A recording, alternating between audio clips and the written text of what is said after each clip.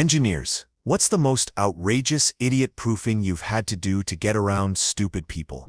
Story 1. Way back when I designed a product that had an optional battery module that was meant to connect to a main module. To assemble the battery module to the main module, you had to put the round peg in the round hole and the square peg in the square hole. That's it. I even put a freaking sticker with instructions on the back on the battery module. Even so, we still had around 1% of clients that couldn't figure out this puzzle. One particular client had used a hammer to force the module together the wrong way. Another had tried to solder wires through the holes and pegs. Another didn't understand that he had to connect the battery module to the main module for the former to power the latter. You can engineer around stupid. There's no worst case. It goes all the way down past 0 to minus infinity. Before we continue, do us a quick favor. Smash that like button and subscribe to support our channel. Story 2. Aerospace engineering here. Someone on our team was the most unqualified person I've ever met. 8 years of experience. And they openly admitted they cheated not just on their exams but also their master's thesis.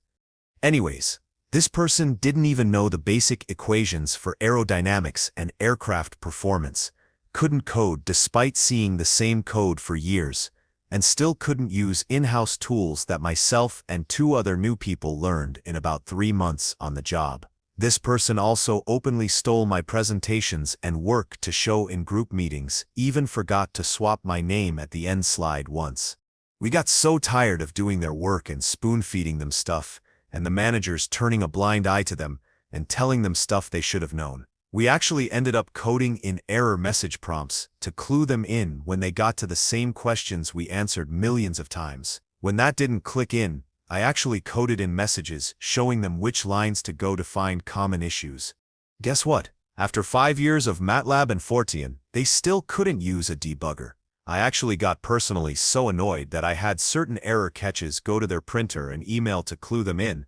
I could go on for ages, but this was hands down the worst engineer I'll probably ever meet.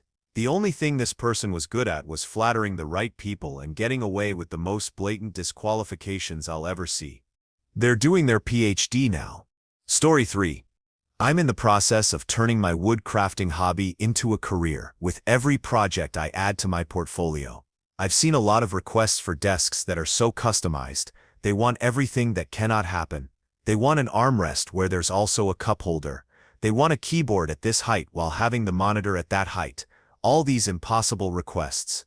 I eventually sat down and thought to myself, if I was super lazy and didn't want to move from one spot, what would make for the perfect office desk? So I made one. Got $150 from it. Story 4. Not me personally, but in a different module in a factory I used to work in, a guy stuck his hands into a heated acid vat to grab material he had dropped. His PPE saved him from chemical burns, but he did end up with second-degree burns. I saw their module's process engineer walking around our area and looking at the acid vats. He said he was considering putting up "Don't stick your hands in the acid" signs, and we joked about no swimming signs instead. Story 5. I used to work as a mechanical designer at an automation company. We built pallet dispensers for warehouses. They are a big metal box where a forklift will load 40 to 80 pallets into them as a double stack, and the machine spits them out 2 at a time at the bottom for all the picking trucks. The dispenser was lag-bolted to the floor. Anyway, we got a warranty complaint. The mounting bolts are broken and it keeps moving. Turns out the warehouse guys weren't slowing down to get pallets from the machine but ramming it and using it as a brake. It was at the end of a corridor, so they had a nice long run-up. We had to turn the machine 90 degrees so they couldn't build up speed and double the number of lag bolts and up the size. Story 6. A software engineer sort of made parts of a website to let the customer decide where they would like holes in our product. Did not realize customers would fill in a hole with a diameter of 0 every 0 millimeters. So no hole was made, and the air supply it was supposed to give did not work very well. Now they can no longer pick 0, it has to be more. And added an extra button in case someone actually did not need holes. Story 7. Outside plant engineer here. In 1996, we were put on an all-hands-fix Utah project. The Olympics were coming, and all of Utah's planners and engineers were working on that, and we were to pick up the slack on the day-to-day jobs that needed to be worked. I had finished one job, a simple buried straight-line copper distribution. No big deal. I finished it up, and they told me to run it by Randy, the senior OSP engineer from Utah. I got the job back, with a note to allocate money for custom armored plating for the pedestals, the green ugly things in your front or backyards. Why? Because apparently the locals use them for target practice, and the armor had to withstand a direct hit from a 30-06. Never had to do that anywhere else I worked, but I haven't worked everywhere yet. Story 8. This was while I was in school for electrical engineering. The prof looked at us one day and said, "You can't make something 100% idiot-proof, because the universe will just make a better idiot at the challenge." That has stuck with me since. Story 9.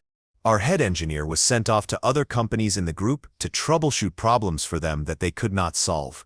One of his sites had a problem of red plastic pieces in the finished product, like plastic bag material.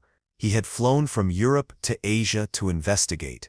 It was a powder mix that was created by blending other powders together.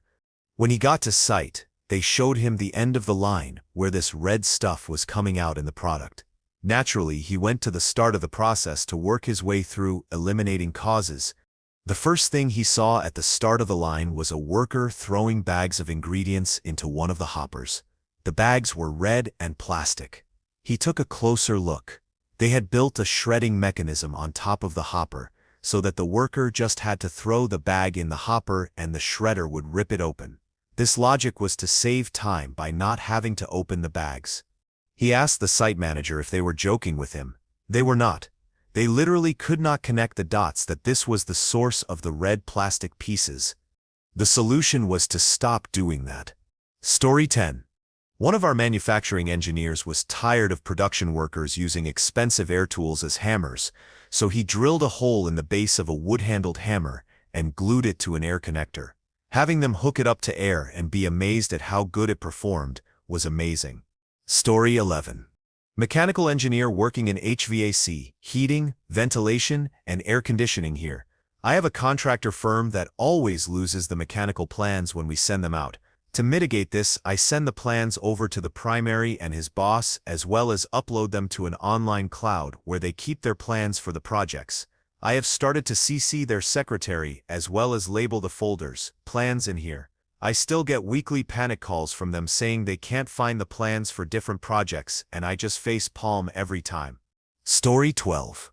A decade ago, I was a structural engineering intern. I designed a column pedestal for a prefab steel building, and I think the most economical design was a 16-inch by 18-inch pedestal. My boss says to me, "Make it 18-inch by 18-inch so they can orient it wrong by accident." And I think that's the thing from that internship that I still think about the most. Story 13. Many years ago, I somehow became the owner of the software that was used to print out labels that would be applied to our two-way radios, pagers, etc. There were 4 to 8 labels that would give FCC details on frequencies, details on the batteries, etc.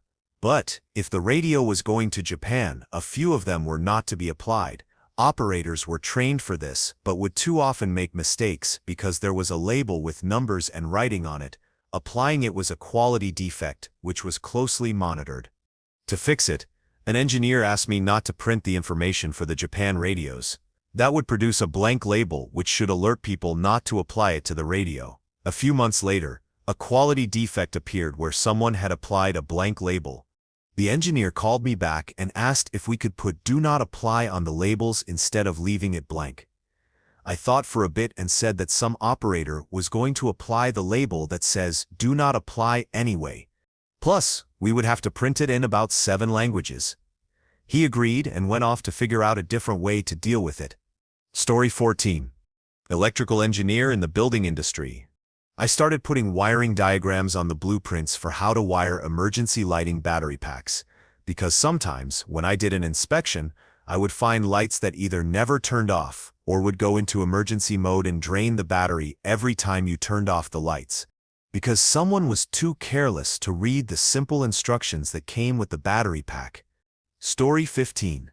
The stupid proofing I've had to do for engineers in my company is probably only combated by the same they've had to do for me, I bet. Now when I train people, I say when you make guides, assume you're talking to a person who doesn't know even the most basic things. Don't write execute command, take a screenshot, circle the bar, and type in XYZ and click enters, and so on. The same goes for physical things. Surely they said shut the valve off before, but no. They wouldn't do anything at all if it's not written explicitly in the manual, and maybe even then. On one hand, it's a bit annoying to make things stupid-proof, but the way I think of it is, we all have brain freeze moments. The longer time it takes us to engineer a part, or write a guide to make a process simpler, is worth it, if one distracted employee doesn't get hurt or make a mistake that could have been avoided. Story 16. Architect here. Designing a food cold storage facility which needed auto-opening closing doors between -22 degrees Celsius storage chamber and loading bay. Doors are for forklift access. Forklifts are very good at destroying doors. I worked with a fork truck manufacturer, considering maximum speed in a straight line, designed a system of barriers at 90 degrees to doors to channel the trucks to the doors in a controlled corridor. Had a photo cell at the start of the barrier, induction loop in floor and radar above door. Length of barriers from the door was such that the truck could not travel the length of the barrier even at full speed and arrive at the door without the door having opened due to any or all of the 3 triggering sensor mechanisms. And we added in a big safety factor, and the trucks had to turn 90 degrees to get between barriers so they weren't even at full speed when they triggered the first sensor. It took 2 days to get the door destroyed. Story 16. I am a software engineer. The number of times I've had to explain that backwards compatibility can't exist for a new feature is astounding. Usually this has come in the form of new hardware is getting released, and new software is written to support said hardware.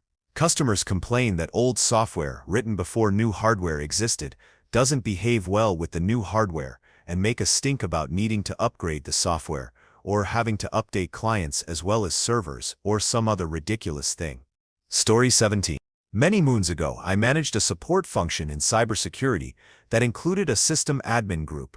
They had gotten lazy and were repurposing laptops throughout the organization without properly updating them and removing the previous user's files first. So, I had them go through a 2-step process of wiping the laptop and putting on a fresh build from corporate to make sure they were up to date and didn't include any prior user's data. We built custom boot disks that were to be used for the wiping. They were printed on orange blank DVD, RAWs which we paid extra cost for. They were only available to system admin staff. The staff were explicitly told and writing was on the disk to never boot a machine with the disk unless the intent was to wipe the machine and start from scratch. And the scripted process had several very loud and garish screens warning this will delete the entire hard drive. Irreversibly, do you want to continue? Despite all of this, we were forced by audit to have the machines log on to the corporate network first, and then query the system admin for their SSO password before wiping the machine. Why? Because despite all that, 3 machines had been inadvertently wiped. Those people are the reason you get warnings on Windex bottles. Story 18. I'm not an engineer, but a heavy equipment mechanic. We have one very big garage door on the side of our building. There are 2 large signs on either side of the door in English and Chinese big customer base that say do not enter, a line painted on the ground that says stop, do not enter it, a 4-foot by 10-foot orange sign that says customer entrance with arrows pointing to the front of the building with arrows painted on the ground, also going to the front of the building, and a chain that hangs across the doorway with another sign that says staff only. I wish I was kidding when I tell you that even with all that, at least 2 people a day walk into the shop and are genuinely surprised when they are confronted. My favorite one was the dude who literally hit his head on the sign hanging from the chain as he ducked under it, then argued with me for 5 minutes about how he's there to pick up his machine. Like, dude, do you see a desk with a cash register? When you go to McDonald's, do you go in the back where they keep the dumpster and demand service? What the heck is wrong with you people?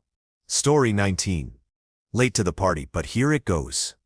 A grad-level lab supervisor poorly cleaned a chem station and proceeded to eat his lunch at that station. The previous students working on that station were working with a cyanide compound. The lab supervisors suffered but didn't die. During a company freeze, a systems architect fat-fingered a script and pushed a global software update that forced a reboot to all domain servers internationally during a live demo of a product to board of investors. This is one of my top favorites. A director level constantly complained about slow laptop. Security team advised him to stop going to suspicious sites, in which he angrily yelled at them that all he does is work while he is home. Then the IT team would have to re-image his laptop. This happened about 5 times.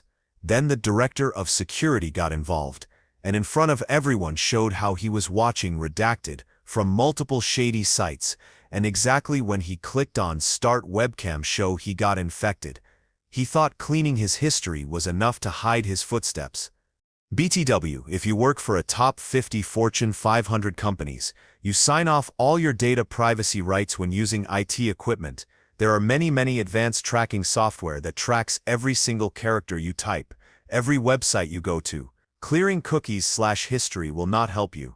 There are rules to protect your privacy to a certain degree, but if the company ever needs to create a case against you or to collect proof, they can fully audit you so easily. I am no longer in this field, but I will tell ya, there are so many sick people out there. Story 20. Instrument guy here. We had a chemical contact chamber with a very complex cascade control system.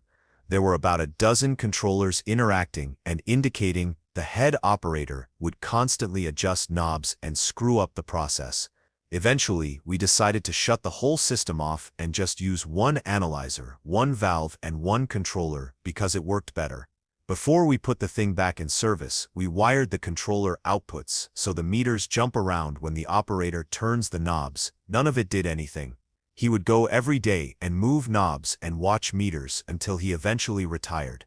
We set the only working controller at the correct set point and put an out-of-service label on it. Story 21. A sound engineer asked me to assist him with a funeral home's need for variable music levels to subdue loud talking in the parlor. It may seem surprising, but with sensors installed, as talking grew louder in the viewing room, the computer-adjusted music became softer. Likewise, when the room for the wake was hushed, the music became somewhat louder. The director said that most people lacked common sense, good manners, and didn't know how to behave by moderating their talking levels before an open coffin. The net effect of the music's variable volume helped to maintain an overall peaceful atmosphere conducive for those coming to the parlor to pay their last respects according to the director's request. Story 22. Chemical engineer here? Maybe not the most ridiculous, but might be my favorite story. We used a nuclear-level sensor to measure how full a hopper was in a highly flammable environment, so we did not need to cut any openings in the side of the system and potentially leak solvent vapor. The nuclear source in these systems is encased in a heavy-duty lead box. We had to add a half-inch thick stainless steel shroud around the back of the source after we walked in one morning to find hammer marks all along the outside of the box. The hopper had accumulated some buildup during the night, and the operator could not think of a better place to pound on to break it up than the nuclear source. Story 23. Civil engineer here. I had a project which involved the removal of 3 very old, very grand oak trees. The city zoning department's condition for removal of the trees was that the wood be preserved and used to make conference tables for the business college building being constructed on the site. We did all of the legwork for the contractor. I spent weeks coordinating how big the pieces should be, where to store the pieces, how to cut them, even went so far as to put a phone number on the plans for the person at the college who would be responsible for moving and storing the wood after the trees were cut down. The contractor cut the trees down and immediately fed them through the wood chipper. Story 24. Not an engineer, but worked for a fireplace company when they had to start adding big stickers on our gas and wood fireplaces that say paraphrased, but not far off. Caution: fireplace, extremely hot when in use. They were sued all the time for people getting burned for things such as, but not limited to, touching burning logs, allowing children to place hands on fireplace glass, melting or breaking televisions that were mounted on top without proper clearances or hardware, burned their house down, or caused other damage due to admitted misuse. There are many more, but what got me the most is that there are folks out there who don't realize that fire is hot. Story 25. Software engineer here? In the organization where I previously worked, their business model was based on supply chain. It was very hard to explain technical limitations to non-technical product managers, mostly from the operations side. I sometimes explained it to them by relating it to everyday things, like describing a server or any resource as a pot with limited capacity. You cannot fill more water or serve more requests than that. It was kind of fun. I remember once I explained horizontal and vertical scaling by taking the example of a train and a bus. You can attach more coaches to a train to handle more requests. That's horizontal scaling, whereas you need to hire a larger bus to accommodate more people. That's vertical. Story 26. Designed a wireless industrial data collection system. I got the cost down to under $5 a unit with good supply lines. It's not a consumer product. It's about the size of a power adapter and is never meant to be seen or serviced unless it breaks. It was a solid engineering victory.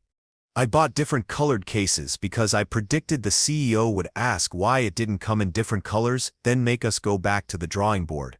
It did in fact happen, and I had several cases ready.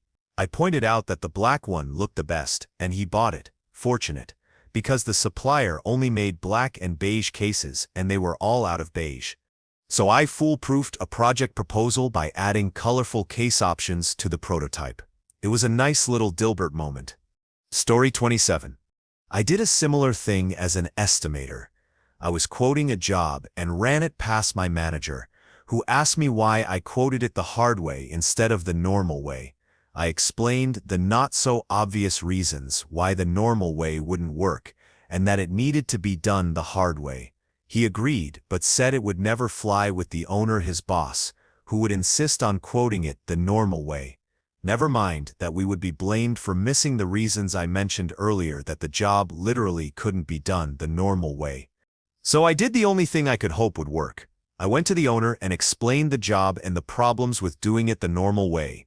I feigned a lack of confidence in knowing what to do, and said there was one way I found that might work. But I wasn't sure. Being a hammer and seeing a nail, he jumped on that and said, "Yup, that'll work. Do it that way." And we both left the meeting getting what we wanted. I was able to quote the job right, and he got to feel useful. Story 28. I'm a chemical engineer and designed a small system that went onto a customer site to test a process. One day, the customer wanted to do a photo shoot to show off the new kit. The system includes a lot of pumps, and each has an independent motor drive mounted next to it with a small LED screen. When turned off, this screen reads "Stop." Now the process had not yet finished commissioning and was empty, not hooked up to anything except electricity. An important fact is that you should never run a pump without liquid. It will destroy the rotating parts. The PR lady did not like the stop on all the screens, so she asked a technician to turn them on. I had told this guy beforehand that it was empty and basically just for show. He told her this, but she ignored him and insisted. The next day, I got a phone call saying the entire thing was broken and spewing smoke from all the burnt rubber in the pumps. Story 29. Long before the eponymous Murphy installed a set of sensors backwards so they did not work, Buckminster Fuller wrote an essay in prose form about control by adequate design of misuse. The short name for the process is don't proof. Working in a customer-facing position, just engineering a space so people are able to figure out how to navigate it is impossible. You can design for 98%, but there's always a persistent 2% that will actively thwart everything you put in place to prevent their blunderings. Even if you literally stand at the door and tell each person personally what to do, not do, or expect, 2% will immediately ask or do the opposite of what you just said and get all agitated at you about the results. Case in point, when COVID hit, the office at my auto shop closed and all business was done outside. I put up 3-day-glow neon-colored signs saying not to enter the office. Months into the shutdown, huge numbers of people were still going in, so I started an experiment to see if there was a number of signs that was enough to get the 98% up to 99.5%. Every time someone went in, I added another "Do not enter" sign. It got up to 9 signs before I gave up and took down all but the original 3 before losing the last shreds of hope for humanity. There were signs taped over the door handle you'd have to grasp and wrinkle. Didn't matter. A chair was placed in front of the door, again with 2 bright "Do not enter" signs you'd have to grasp to move the chair, 2 pictograms, and even an outburst of a Gandalf "You shall not pass" meme. The same persistent 2% could not be swayed or changed. When I went to a Mother's Day brunch with my mom right after her county first reopened for outdoor dining, she did the same thing and I wanted to explode. The hostess told us, "We're going to walk through the restaurant to the outdoor patio now." My brother and I walked through, but my mom stopped in the doorway and spun around, causing the hostess girl to have to jump back and catch the door again, and said in an annoying sing-song voice at a casual conversational pace, "Oh, so I guess we are dining inside." Story 30. I worked in an auto shop also and had the same experience, especially with parts delivery people. They would open the door and just walk in. This is the door that had the large "Do not enter" and place all parts deliveries in shed to the right of door, with a big arrow pointing to the shed next to the door, the one that had the big "Place parts deliveries here" sign on it.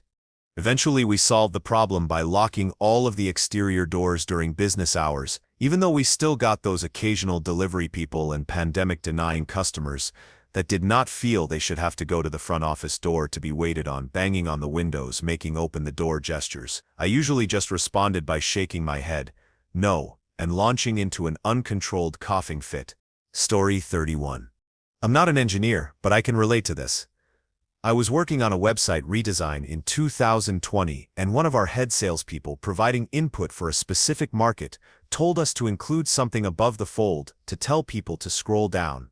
Our whole dev team ignores this request because who on earth needs to be told to scroll down?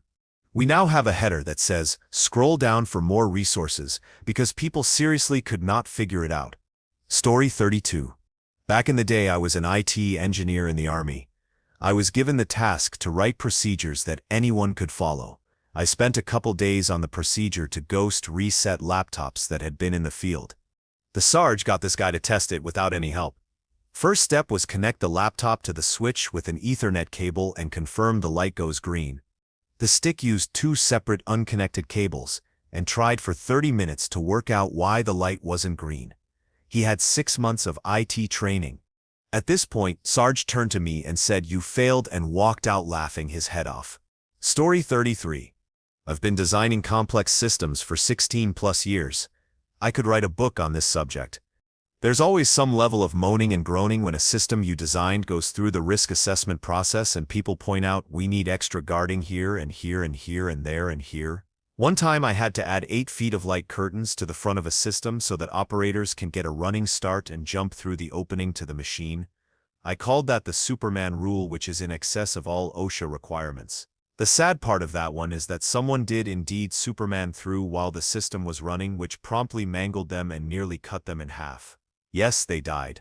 We had all of our documentation in line and every box was checked, so it was ruled as an intentional circumvention of established safety devices. On another system, I had to design an automated cup holder for operators, complete with a through-beam sensor. Why? Operators were known to throw garbage and pour drinks into systems to create downtime so they could get more break time while maintenance was fixing the machine that mysteriously broke. The cup holders would only release people's drinks during designated break times. I had a little PTSD when I played Wolfenstein New Colossus in the level where you have to intentionally break your machine to stage a distraction in prison. The worst one I ever sat through in terms of seriously, what kind of idiot was when I was designing a system for a certain auto manufacturer. It was a large system that was responsible for assembling and welding all sorts of variants across the entire lineup of $100,000 plus vehicles. The components being welded were held in place by spring-loaded pins with complex geometries. I spent a considerable amount of time designing the pins so that you couldn't load them incorrectly, matching the geometry of the mating part. These poke yokes were expensive to begin with. After about a month of the system running at the customer's facility, The customer wanted me to add additional poke yoke features to the pins so they couldn't be installed in the wrong location and wrong machine. The fact that the part geometries wouldn't line up if you put the wrong pin in the wrong place was irrelevant. Certain operators were ramming these things into the wrong holes and causing system crashes. Mind you, this takes serious effort to do, to the point of cracking the parts. So across 9 of these systems, which I designed, I had to have 63 unique pin designs. I accomplished this by having slots machined in and clocked in certain orientations, so they were essentially keys at this point, and cost upwards of $1,500 each to the machine. 64 RCA2 hardened pins and D2 locating dies, hard stuff. A few weeks later, all of the pins were machined, assembled, and delivered to the customer. I got a phone call that same week and was told, "You need to get here. We can't run the systems." I got in my car, drove out to meet the customer. Their executive director was standing in the lobby waiting for me. We walked out to the systems and I was told that my design jammed up the systems and is holding up production for the entire vehicle line, costing $30,000 per minute. We walked up to the first system and sure enough, the pins were completely stuck in the dies. What the hell? I designed these things with a 0.003-inch MMC gap. It should be smooth like butter, and I tested every one myself before we shipped them. Every pin was jammed. The director was furious. I pulled up the assembly drawings and proved that the designs and tolerances were sound. I couldn't pull these things out, but I noticed the tops of the pins were crowned over, like someone had been smashing them with a 5-pound sledge. We continued walking through to the other systems, and as we approached one, we heard a banging sound. Their maintenance lead was standing in front of one of the systems, with a large hammer, absolutely wailing the pins in place. The director grabbed him by the shoulder, spun him around, and said, "What on earth are you doing?" The maintenance guy said the pins don't fit. I picked up one of the pins he hadn't mashed, showed him the keyed feature, pointed out the engraved ID on the corresponding receiver die, and demonstrated that they fit absolutely perfectly fine when you mate them with the correct assembly. Oh, and it was color and number coded too. The director turned to me, said, "Quote me a new set," and stormed off. Story 34. Systems engineer here, probably the least bona fide professional posting, but I've got some stories. Around 2009, I was working a contract to upgrade an unstable system. Poorly disciplined IT admins were shutting down high-availability servers whenever something went wrong. The upgrade was already bought by the time I arrived, and the system was overdue despite the following narrative.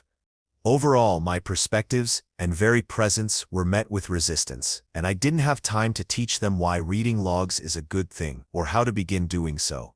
At first, I removed the start menu options to shut down or restart on several relevant servers, only to find that they were using the chassis power buttons all along.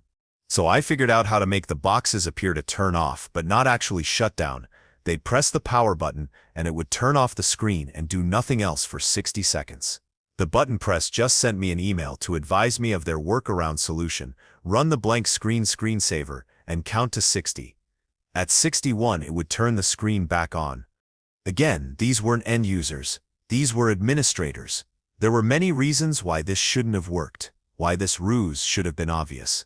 The only direct feedback I recall getting from their team was that it seemed faster. Good times.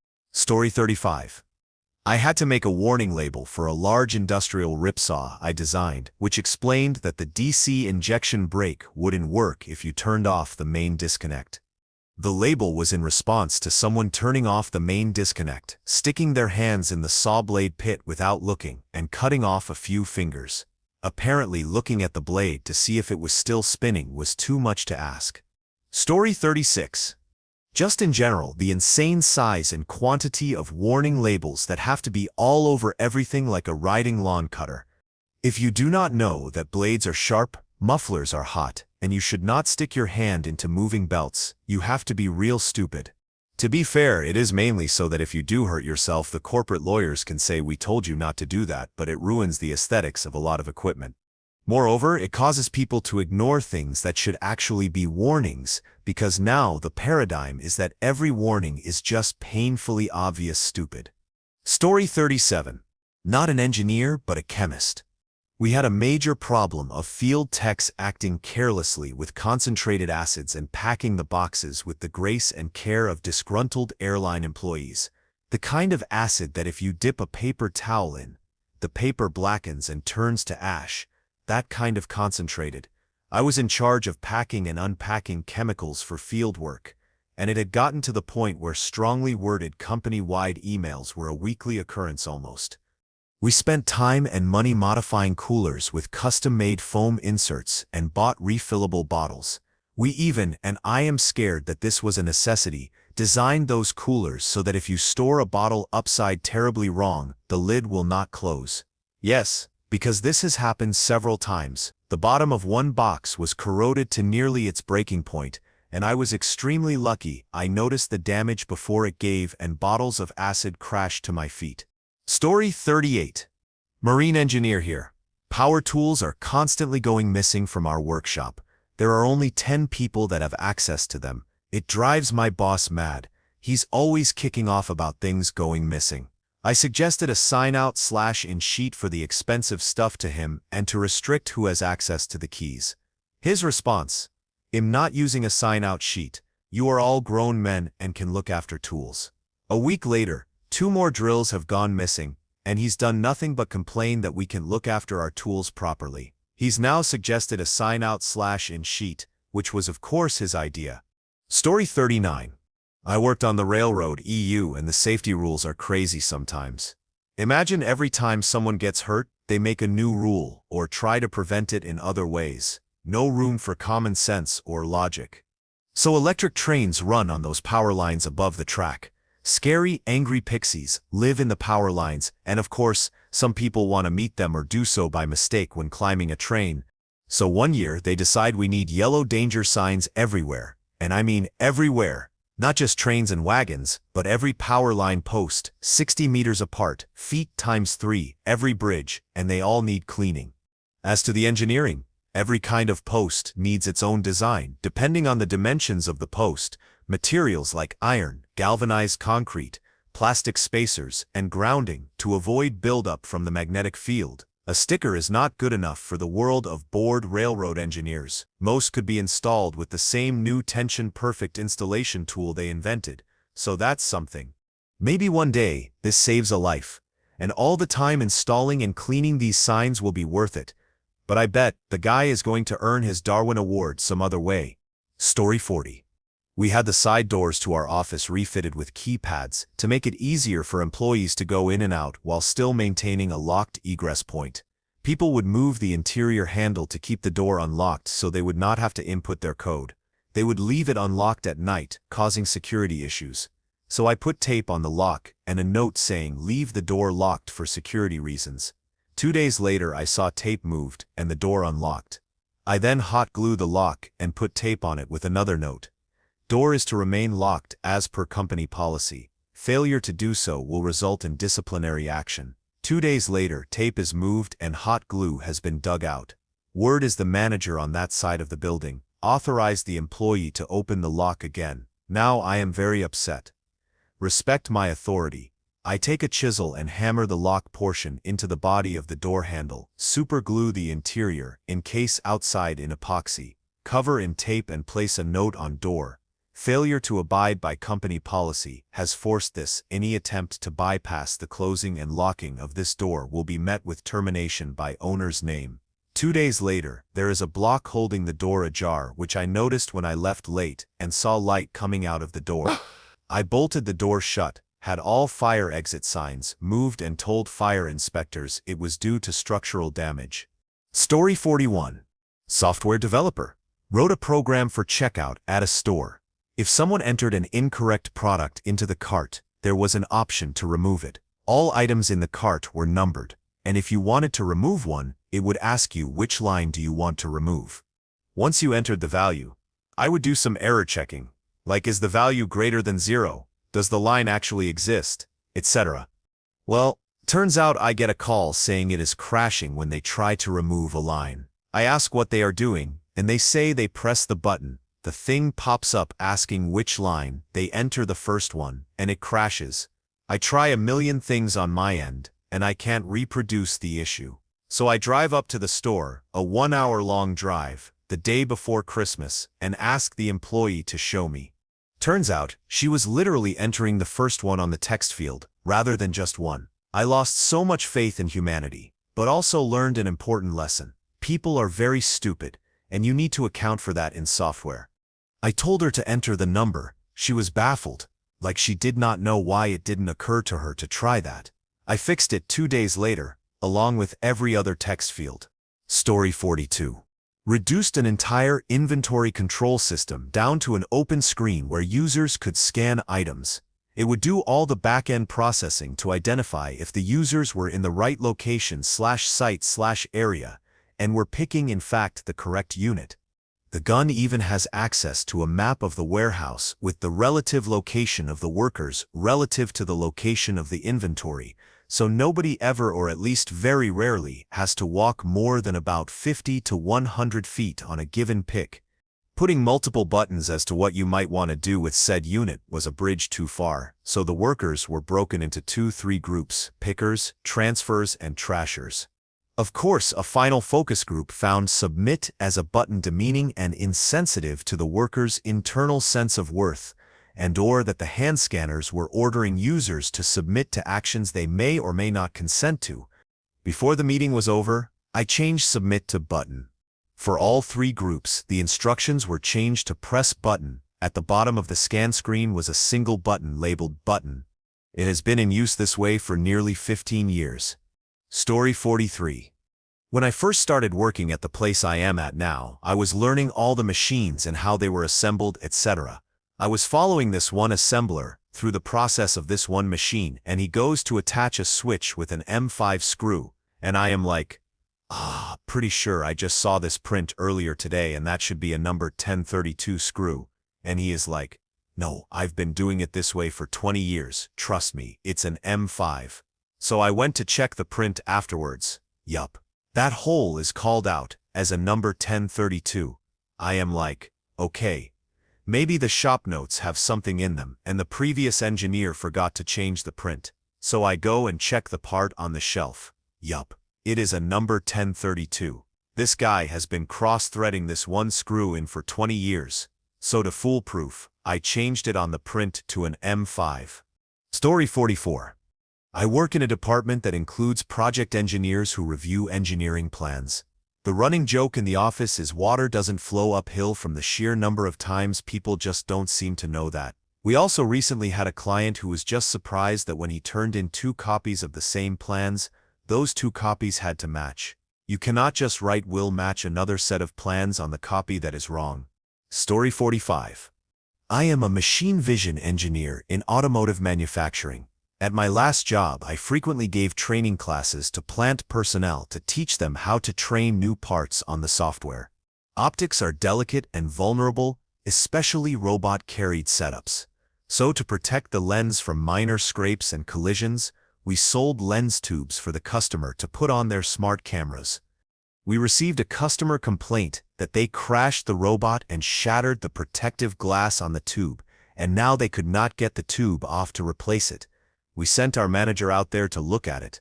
They had slathered red Loctite on the tube before threading it on, and it was so hopelessly stuck that the only option was to replace the whole camera. And those cameras were not cheap. It was about a $25,000 mistake. After that incident, I had to introduce a whole section into my lecture around the concept of don't ever put glue on the lens tube. Story 46. A gotcha stick is used while making fencing for machines to check how far people can reach into the fencing towards moving components and whether what you have is idiot-proof or intentional-proof enough. There is also a specific company that demands the screws used to put fencing together around machinery are safety type, so that common tools cannot take the fencing apart. You know, like they had issues with that before it was a rule. Story 47. I work on cars, so almost everything is designed around protecting people. My favorite is that we have to make the HVA system louder and engine noise insulation worse, because people will complain if they can't hear the systems running. We could make almost silent air ducts, but our warranty spend would go up. Story 48. We had a pedestrian bridge, next to a bridge for vehicles, separated by about a 3-foot gap. The bridges were about 20 feet high over the water. So many intoxicated pedestrians climbed over the rails and tried to jump between bridges and didn't make it that I was directed to design a safety net to hang between the 2 bridges. Story 49. I'm a mechanical engineering intern. I walked in on my manager discussing a design with another engineer. All I heard was, "So the guys will probably use that as a hammer, so I made it out of this stronger material. When they're working, they will probably be throwing this small door open, so I used stronger hinges and added a stop." It's things like this that I really appreciate about my internship. I likely wouldn't have thought about that myself. Story 50. I have one customer that takes our product, removes the battery packs, and solders them backwards. He cuts the wires to the batteries, then solders red to black and black to red, then calls us complaining that they don't work.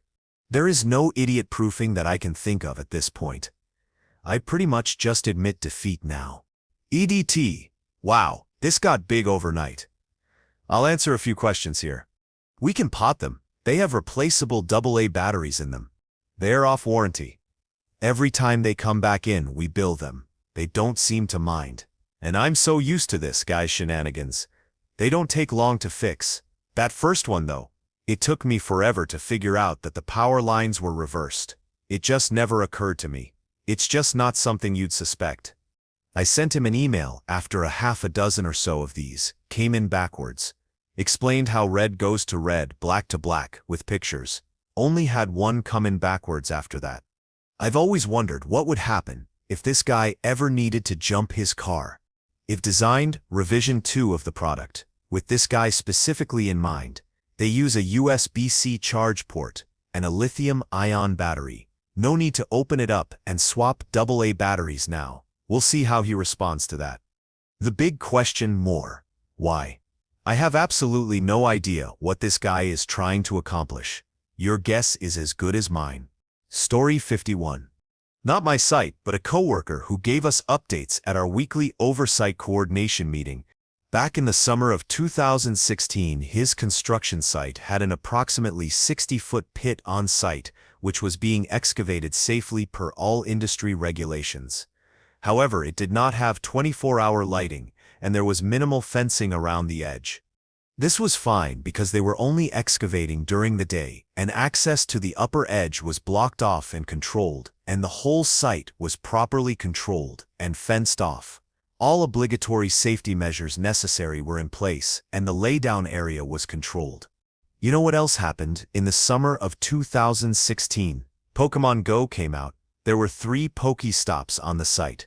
He had to hire round-the-clock security so people would not sneak onto the site in the middle of the night and die.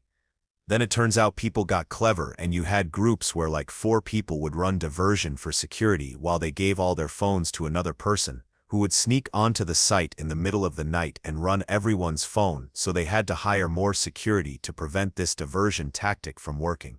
Luckily, as everyone remembers, most people lost interest after a month and they stopped coming. When you are doing a risk plan, you think about schedule and budget. You do not think, what is my risk mitigation strategy for a breakout mobile game enticing idiots to accidentally dump their corpse on my worksite, and how much money should I set aside to manage it? Story 52. I worked in a call center, and all of the personal computers were slung on straps under the desks. I'd love to know which genius came up with that idea. So, people would be on the phone swinging back and forth and their chair and hit the power button. Then I'd get a ticket saying my modem keeps turning off. I disabled the power button from immediately shutting down the personal computer, if you pressed it, but of course they'd get into a position sometimes where it'd be held down long enough to override it. Solution? Repair tape and a bottle cap. Once we upgraded all the personal computers to new ones, I took the time to remove those straps and put the personal computers behind the monitor out of reach instead. Story 53. Worked in retail, and when the store was closing, we put the shutter 3/4 down to stop people coming in and stand by it, raising it as the last customers left. So many times I had to stop people almost laying on the floor and trying to come in under it.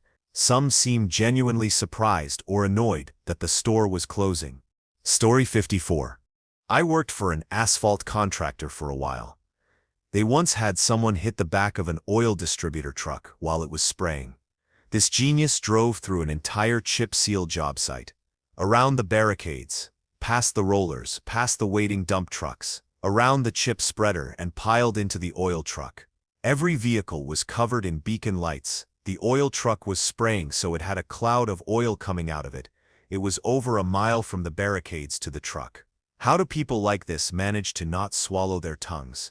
Story 55. The city was redoing the sidewalk in front of my brother's apartment, which meant the entrance to the underground garage would be unavailable during that time, so no cars in or out. Every single tenant got a letter in the mail with the dates. Warning signs were plastered in all hallways and in the elevators, and alternative parking spots were provided on the nearby streets or at the grocery store across the street. More letters were sent as the dates were approaching, more signs everywhere, reminders constantly. Yet on the first day, my brother walked out to see an elderly man's car stuck in the hole where the sidewalk used to be, with orange corners and barriers everywhere. Story 56. Years ago, I worked as a building engineer, glorified maintenance man for an office building that had endless complaints about the air conditioning and heater not working. The staff in the office would adjust the thermostat up and down all day, and then everyone else would complain it was too hot or too cold. It did not matter what kind of lock or cage I put on it, they would break and remove it within a day or two of a new one being installed. So I got a new thermostat with a remote sensor and installed it in my office with the remote sensor near where the old thermostat was, and I left the old thermostat in place with low voltage power so that it would appear to function. Then I let them change the temperature on the old thermostat all they wanted while I programmed the real one in my office to our building standards. Poof! Just like that, the complaints were reduced by 90%. Story 57. This is a very common one in construction. You could design the perfect structure, midas every element fine-tuned to the nth degree, and the most efficient structure possible. The problem is that this means every element is a different spec and needs to be ordered separately. None of the elements align perfectly because they are all differently sized. The contractors spend twice as long sorting everything out on site and ensuring the correct parts are used in the correct place, and get it wrong anyway, all the way back to the fact you have spent twice as much time designing everything as you needed to. Or you can figure out the worst-case elements, design for that worst case, and spec everything else the same. If it works for the worst case, by default it also works for everything less onerous. Sir, you spend a little more on raw materials, but you have more than enough money everywhere else to more than pay that back. In reality, find a nice happy medium with a few practical sizes. So having both a 20-inch and 17-inch footing may have been technically correct, but it also meant more organization and planning was needed, more chance of screwing up and needing a second digger bucket to dig the trenches. Story 58. I work for a utility company mainly in the distribution of natural gas. All of the pipelines we put into the ground are either yellow or black and yellow, and only gas is allowed to use yellow for their pipes. Some of them have natural gas printed on them in big bold letters. We put special tape about 20 centimeters above the pipeline to indicate that there is a gas pipeline below, and whoever is digging there should be careful. All these precautions and warnings, and we still get daily incidents from idiots who are digging somewhere and hit a gas pipeline. Story 59. An app which scans barcodes to recognize items.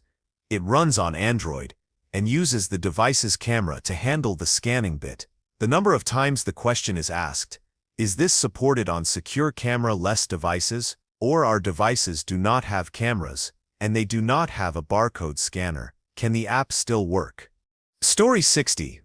Industrial designer here. You have no idea how many pointers I have to add to the products I make. For example, I had to add arrows to a product that had two pieces that the client could put together and remove for cleanup. It was designed so that it could only fit into one position, and it was made very obvious which position that was. Think a larger shape in a hole. No! I still had to put two arrows in case people couldn't tell the bigger bump could only fit in the bigger gap. Story 61. At one of my internships, I was called Bollard Man because I personally installed over 50 bollards around the plant within 3 months in response to people nearly destroying expensive things. I think some operators think it is a personal challenge to see what they can get to fit between bollards and park and hazard zones. For the outdoor areas, I started reading into defensive architecture designs to come up with protective designs that don't actually look like bollards. Methods like planting trees and bushes, adding drainage ditches, decorative boulders, picnic benches, street lamps, walls, and so on. The kicker being, I'm an electrical engineer, it's not even remotely in my job description, lol. I've just learned that there is just no amount of signage and warnings to convince people that even though you can see the megawatts of power flowing through the equipment, they are in fact quite deadly if damaged or misused. Story 62. Not too exciting, but most of the real foolproofing ends up in labeling, namely the IFU/DFU user manual. The real ridiculousness happens in the failure mode effect analysis (FME) meetings. This is where you have to imagine every possible misuse, no matter how outlandish, and assign an occurrence score and severity score, then mitigate, often in the IFU. These meetings bring out an infuriatingly creative side from your QA, people who are otherwise the most uncreative people in the office. Story 63. I worked on an old mainframe system that we'd so sufficiently foolproofed that the workers started just saying, if it'll let you do it, it must be okay, instead of understanding their processes. When we replaced that system, we found all sorts of things they had been doing against policy, because no one knew it was against policy, and so no one told us to write a new catch to stop them from doing it. Then after we replaced the system, we basically had to replace everyone because they kept just doing whatever the new system would allow, except the new system had none of those checks, so we had a few months where literally nothing was in line with policy. We had to try to explain to them that it was literally their jobs to know what the policy was and enforce it. Thank you for watching. If you enjoyed this video, be sure to give it a thumbs up, subscribe, and hit the bell icon so you never miss an update.